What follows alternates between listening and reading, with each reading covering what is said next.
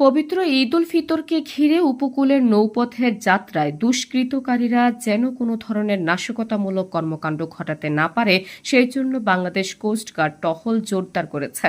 শনিবার ১৪ মার্চ সকালে মোংলা খেয়া পারাপার ঘাটে সন্দেহজনক ব্যক্তি ও নৌযানসমূহের তল্লাশি শেষে বিসিজিএন মনসুর আলীর electrical officer lieutenant commander ASM Fahaduzzaman সাংবাদিকদের এ তথ্য জানান।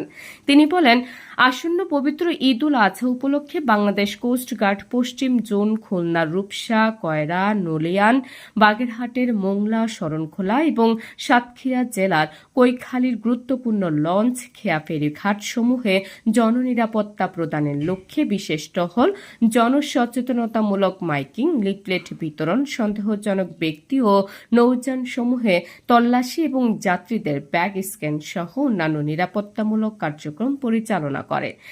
দুষ্কৃতকারীরা যেন কোনো ধরনের নাশকতামূলক কর্মকাণ্ড সংঘটিত করতে না পারে তার জন্য সদা তৎপর রয়েছে কোস্টগার্ডের প্রতিটি সদস্য, যার মাধ্যমে যাত্রীদের নৌযাত্রা নিরাপদ থাকবে বলে আশা করা যায়। কোস্টগার্ডের এই কার্যক্রম দিন-রাত ২৪ ঘণ্টা অব্যাহত আছে এবং ঈদ উল ফিতর পরবর্তী যাত্রী সাধারণের নৌযাত্রা নিরাপদ রাখতে এই কার্যক্রম চলমান থাকবে বলেও জানান কোস্টগার্ডের এই কর্মকর্তা। বাংলাদেশ কোস্টগার্ড তার প্রতিষ্ঠা লগ্ন থেকে উপকূল এবং নদী তীরবর্তী অঞ্চলে সার্বিক নিরাপত্তা নিশ্চিতকরণে নিরলসভাবে দায়িত্ব পালন করে আসছে।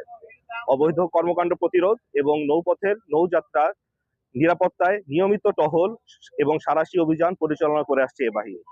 আসন্ন ঈদ উল ফিতর ২০২৬ উপলক্ষে বাংলাদেশ কোস্টগার্ড পশ্চিম জোন খুলনা জেলার রূপসা, কয়রা, নলিয়ান, বাগেরহাটের জেলার মংলা, শরণখোলা এবং সাতক্ষীরা জেলার কৈখালীর গুরুত্বপূর্ণ লঞ্চ, খেয়া ও ফেরিঘাট সমূহে জননিরাপত্তা প্রদান সমূহের জন্য বিশেষ টহল, জননিরাপত্তামূলক মাইকিং, লিফলেট বিতরণ, সন্দেহজনক ব্যক্তি বা নৌযান সমূহে তল্লাশি এবং যাত্রী ব্যাগ স্ক্যান করা সহ অন্যান্য নিরাপত্তামূলক কার্যক্রম পরিচালনা করছে। এর মাধ্যমে যাত্রীদের নৌযাত্রা নিরাপদ থাকবে বলে আশা করা যায়। দুষ্কৃতিকারীরা যেন কোনো ধরনের নাশকতামূলক কর্মকাণ্ড পরিচালনা করতে না পারে এর জন্য সদা তৎপর রয়েছে কোস্টগার্ডের প্রতিটি সদস্যবৃন্দ। কোস্টগার্ডের এই কার্যক্রম দিন-রাত ২৪ ঘন্টা অব্যাহত রয়েছে এবং ঈদ পরবর্তী যাত্রী সাধারণের নৌযাত্রা নিরাপদ করতে এ কার্যক্রম অব্যাহত থাকবে ইনশাল্লাহ।